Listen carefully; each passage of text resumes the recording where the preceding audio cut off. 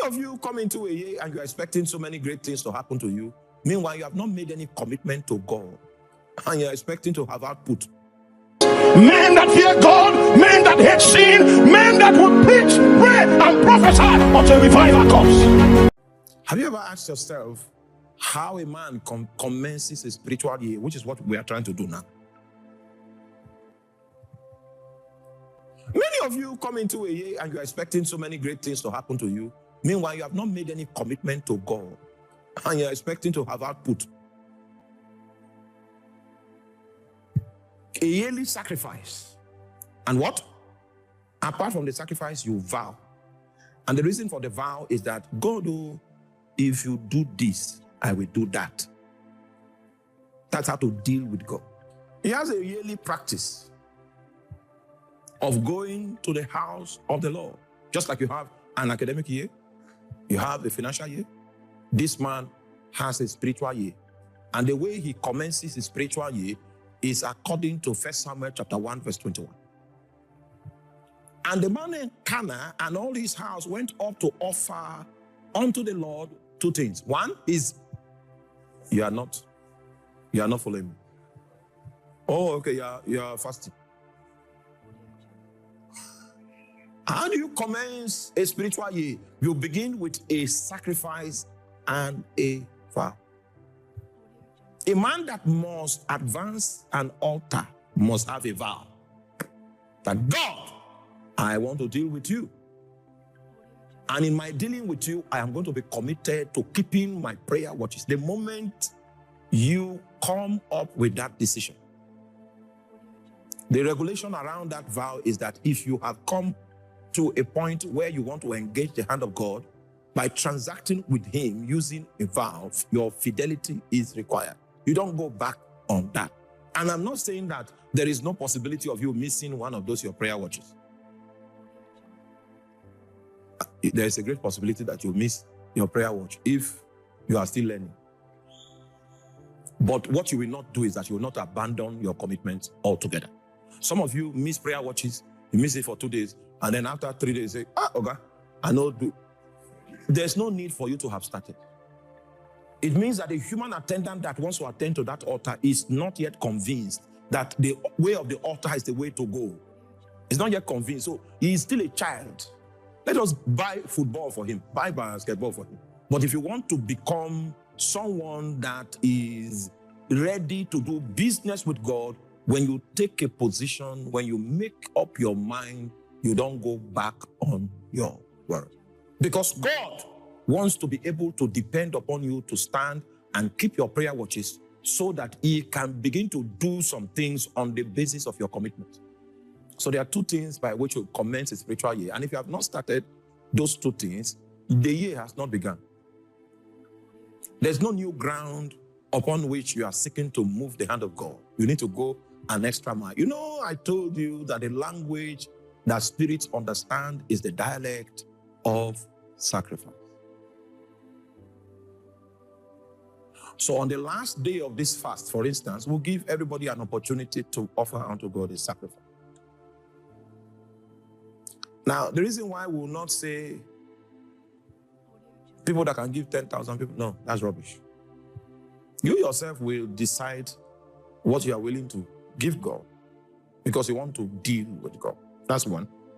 And then you also have the opportunity to make a vow. This vow is not a meal. I don't even need to know what you're doing. But this is how a spiritual year starts. It starts with a sacrifice and with a vow. Is that clear? Now, the vow aspect is what I'm concerned about. Because the word vow there means a commitment. And maybe your vow or your commitment, are you there?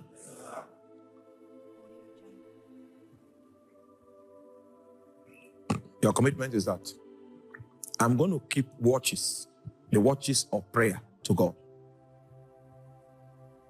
That every single day in the coming year, I will keep prayer watches. Then you go and look at your schedule. You do office work from 8 o'clock to this time. You do this on this to this time. If you are going to fulfill your vow, then this is the time that I'm going to be standing on my feet to fulfill my prayer watch. A man that must advance an altar must have a vow that God, I want to deal with you. And in my dealing with you, I am going to be committed to keeping my prayer watches. The moment you come up with that decision, the regulation around that vow is that if you have come to a point where you want to engage the hand of God by transacting with him using a vow, your fidelity is required. You don't go back on that. And I'm not saying that there is no possibility of you missing one of those your prayer watches. There is a great possibility that you miss your prayer watch if you are still learning. But what you will not do is that you will not abandon your commitment altogether.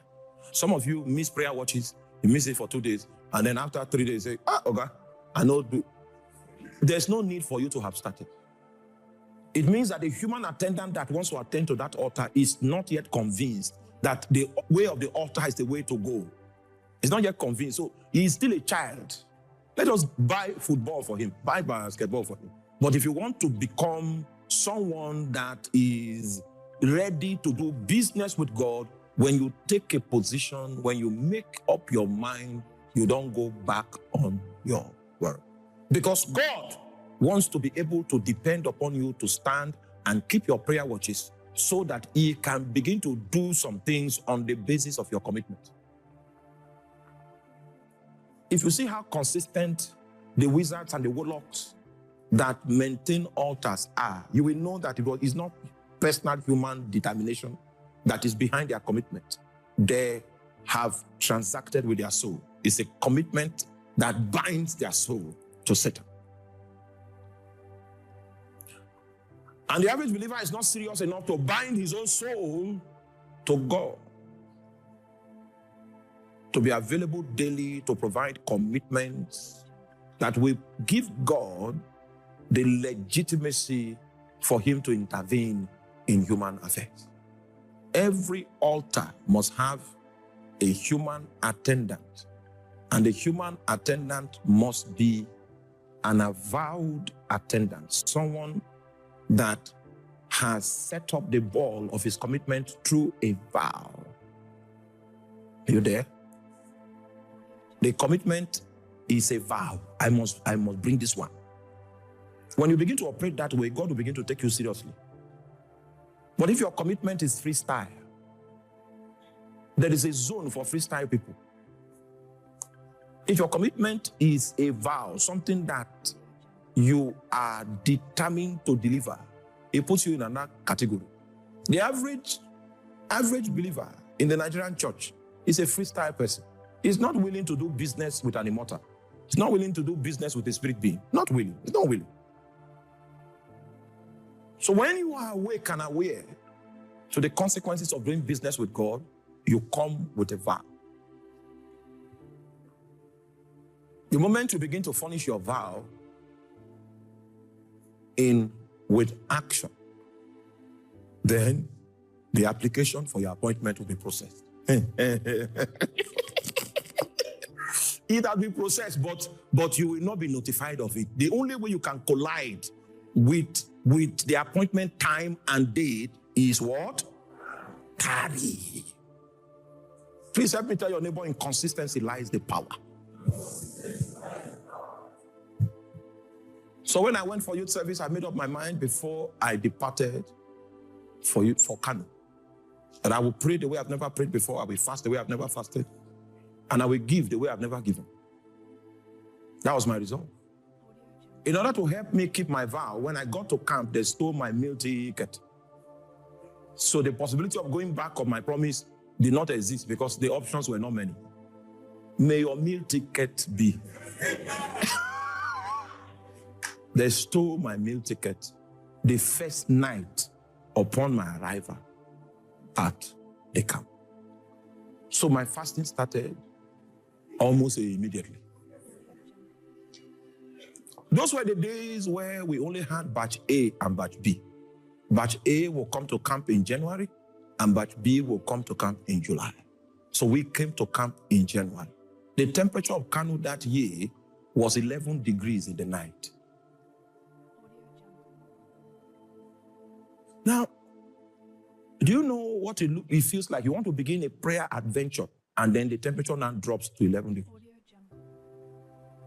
The meaning of 11 degrees is that it's very convenient for sleeping.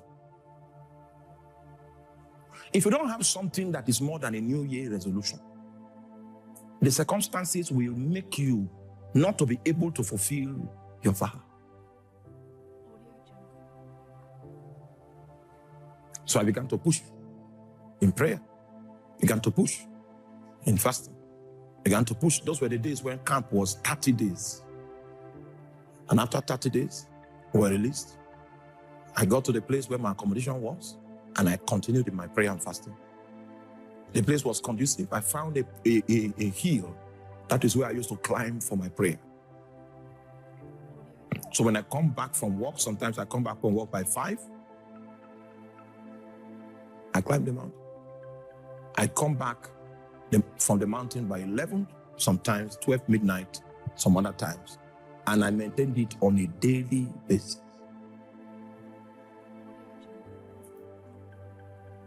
So I was praying for January, prayed February, prayed March, prayed April, prayed May, prayed June.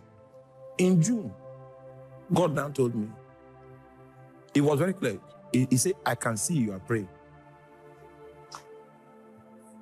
So I got angry. I said, I've been praying since January. What was the meaning of that thing you came to?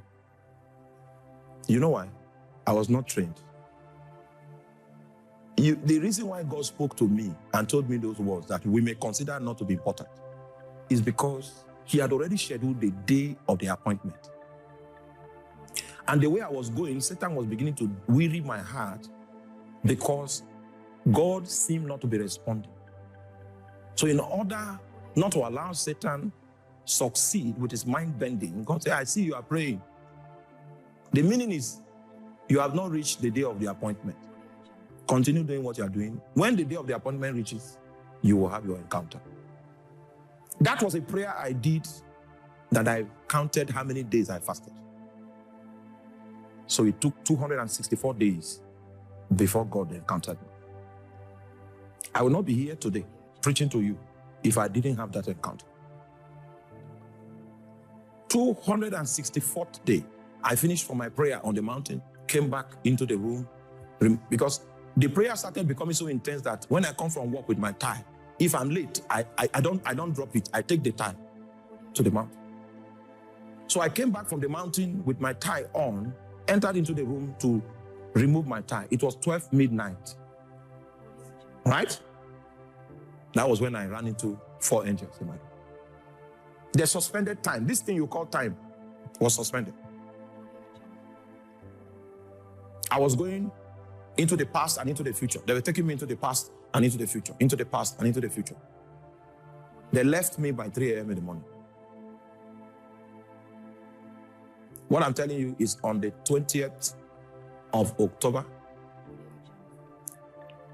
2001. 20th of October, 2001.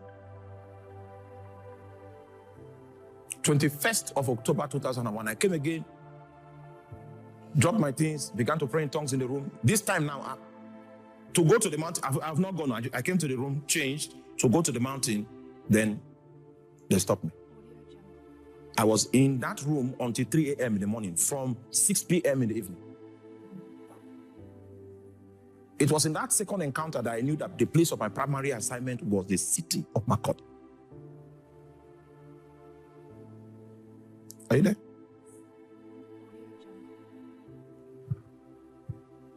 That's how divine direction came to me. When you start with a vow. If you continue, you will hit an encounter of your appointment. The day you hit the encounter of the appointment, the second point I want to raise starts. It is the supervising spirit of your altar that comes to visit you. It doesn't come as a friend, doesn't come as an acquaintance. It comes as a king.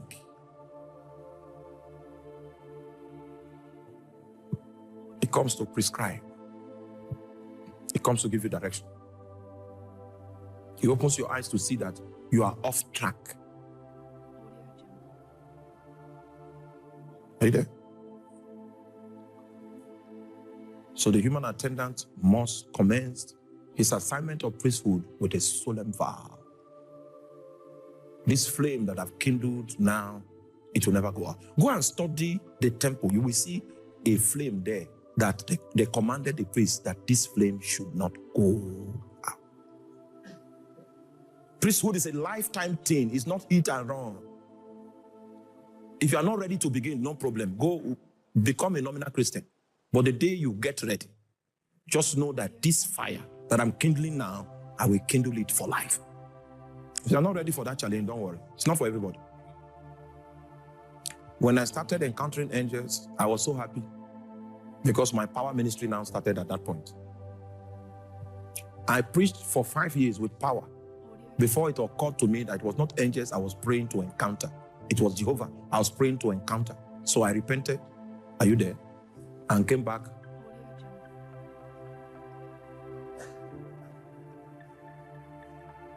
You will encounter many things when you begin to do if prosperity can even fall upon you suddenly. And because of that prosperity, you'll be going to Port Harcourt bringing goods, going to Port Harcourt bringing goods, going to Lagos, you put goods in 911. You do that for 11 years. Then you will remember, it was not goods that I was looking for when I started. My own was the angels began to minister to me and I started power ministry. That's where that sensitivity to know if an angel is in the room is that time that I got it. If I know the song to sing for them to come, I know the song. If here, I can sing that song. If I sing it and continue singing, it may not make sense to you. They will come here. No man taught me this. I learned it by the altar. There are lessons that you will learn by encounter.